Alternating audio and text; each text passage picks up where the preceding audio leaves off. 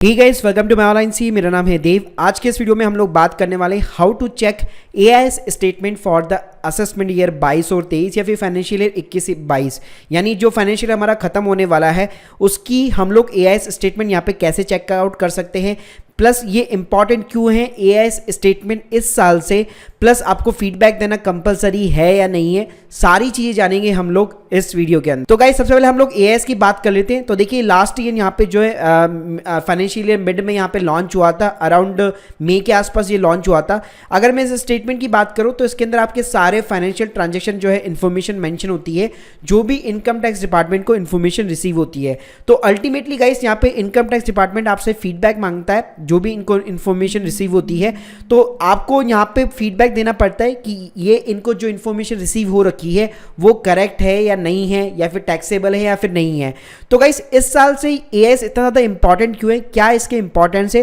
तो देखिए, एआईएस जो पहले है केवल एक बीटा प्रोसेस के अंदर था, मतलब अब अल्टीमेटली कह सकते थे कि उन्होंने सिर्फ टेस्टिंग पर्पस के लिए यहाँ पे लॉन्च किया हुआ था। तो अगर मैं पहले की बात करूँ तो पहले ई कैंपेन करके यहाँ पे चलता था। तो जैसे मैंने ई कैंपेन के पे ऑलरेडी एक प्रीवियस वीडियो भी बना रखा है, जिसमें मैंने आपको बताया था कि पहले क्या होता था, इनकम टैक्स डिपार्टमेंट आपको एक ईमेल और एक एसएमएस भेजता था कि जो भी हाई वैल्यू ट्रांजैक्शन है उसके ऊपर आप रिपोर्टिंग कीजिए, उसके ऊपर आप हमें फीडबैक प्रोवाइड कीजिए।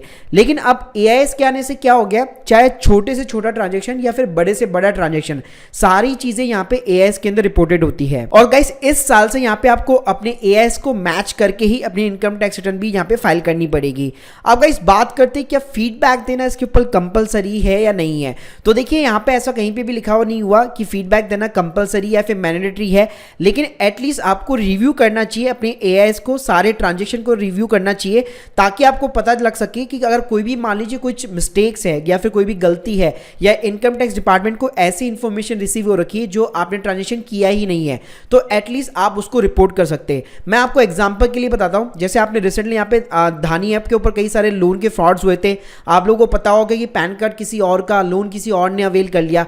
तो इस टाइप की अगर एक्टिविटी हो रखी है, या फिर मान लीजिए आपके नाम से किसी ने बैंक अकाउंट भी ओपन करवा रखा है, उसके ऊपर आपको इंटरेस्ट मिल रहा है, मतलब आपके नाम से जो है इंटरेस्ट यहाँ पे रिसीव हो रहा है लेकिन आपको नहीं मिल रहा है, तो ऐसी कोई भी अगर एक्टिविटी है या ऐसी कोई भी चीज़ है, आपने मान लीजिए कोई भी शेयर बाई नहीं कर रखा फिर भी आपको दिखा रहा है, आपने कोई भी म्यूचुअल फंड्स बाई नहीं कर रखे फिर भी आपको दिखा रहे हैं, तो ऐसी कोई भी चीज़ है तो वो सारी चीज़ें आप एआईएस के अंदर देख सकते हैं और इनकम टैक्स डिपार्टमेंट को रिपोर्ट कर सकते हैं। अब गाइस, अगर मैं यूजेस की बात करूं कि असेसमेंट ईयर 22-23 के अंदर इसका क्या यूजेस होगा, तो पहली चीज़ तो ये कि आप आसानी से यहाँ पे प्लान कर सकते हैं अपने सारे टैक्सेस मार्च खत्म होने से पहले, प्लस जिसके ऊपर जितना भी उसके ऊपर एडवांस टैक्स वगैरह भी बन रहा है वो भी आप इजीली यहाँ पे कैलकुलेट कर सकते हैं, क्योंकि आपकी टोटल इनकम यहाँ पे निकल के आ जाती है। साथ में गाइस, आप क्रॉस मैच भी कर सकते हैं, आपका जो भी सोर्स ऑफ इनकम होगा आप इजीली क्रॉस मैच कर पाएंगे कि एक्चुअल के अंदर मुझे इतनी इनकम रिसीव हुई है नहीं। तो गाइस, अब बात करते हैं कि आपको यहाँ पे कैसे चेक करना है प्लस क्रॉस वेरीफाई कैसे करना है। तो देखिए, सबसे पहले आपको इनकम टैक्स पोर्टल के ऊपर लॉग इन करना है, यहाँ पे सर्विसेज के अंदर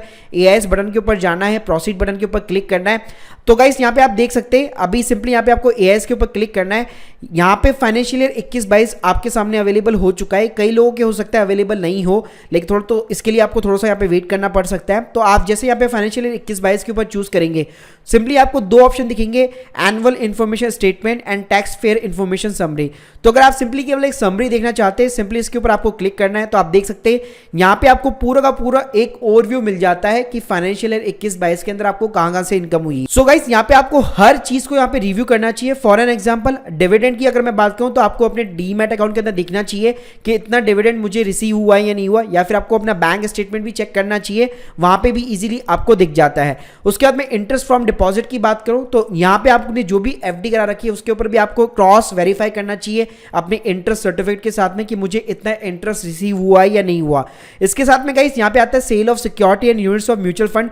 तो इसके अंदर आपके स्टॉक्स भी शामिल होते हैं, आपके म्यूचुअल फंड भी शामिल होते हैं। तो जो भी चीज है आप जैसे इसके ऊपर क्लिक करेंगे तो यहाँ पे आपको दिखा देता है, प्लस इसके ऊपर आप जैसे क्लिक करेंगे तो आपने कौन से शेयर भी यहाँ पे सेल किए तो वो सारी चीजें यहाँ पे दिखा देता है। तो गाइस, ये भी आपको क्रॉस वेरीफाई करना चाहिए। आप देख सकते हैं जैसे लॉरस लैब्स हो गया, गुजरात गैस हो गया, तो इसके शेयर्स आपने सही में सेल आउट किए नहीं किए। तो ये सारी चीजें आपको कहां से मिलेगी, अपने डीमैट अकाउंट से यहाँ पे वेरीफाई मिल जाएगी आपको आपको सारी। इसके अलावा गाइस मान लीजिए कोई भी बिजनेस की रिसिप्ट है तो वो आपको यहाँ पे क्रॉस वेरीफाई करनी चाहिए। अगर आपके पास में एज ए बिजनेस आप चला रहे हैं जीएसटी नंबर है तो जीएसटी में आपने कितना टर्नओवर दिखा रखा है वो आपको यहाँ पे क्रॉस वेरीफाई मिल जाएगा।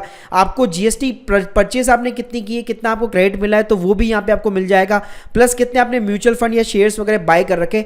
तो ये सारी चीजें आपको क्रॉस वेरीफाई करनी चाहिए। प्लस कहीं पे भी आपको लगता है कि यार नहीं ये इन्फॉर्मेशन तो यहाँ पे गलत दे रखी है, मैंने ये ट्रांजेक्शन नहीं किया है, तो उसके ऊपर डेफिनेटली आपको फीडबैक यहाँ पे प्रोवाइड करना चाहिए। और फीडबैक कैसे प्रोवाइड करना है उसका एक अलग से मैंने एक सेपरेट वीडियो बना रखा है जिसकी लिंक मैं आपको डिस्क्रिप्शन बॉक्स में दे दूंगा। तो वहां पे आप देख सकते हैं कि एक एक ट्रांजेक्शन के ऊपर या फिर बल्क के अंदर एआईएस के ऊपर कैसे आपको फीडबैक प्रोवाइड करना है। So guys hope you like this video, please subscribe our channel. अगर आप लोगों के कोई भी डाउट्स है कमेंट सेक्शन के अंदर जरूर बताइए। Thank you guys, thank you.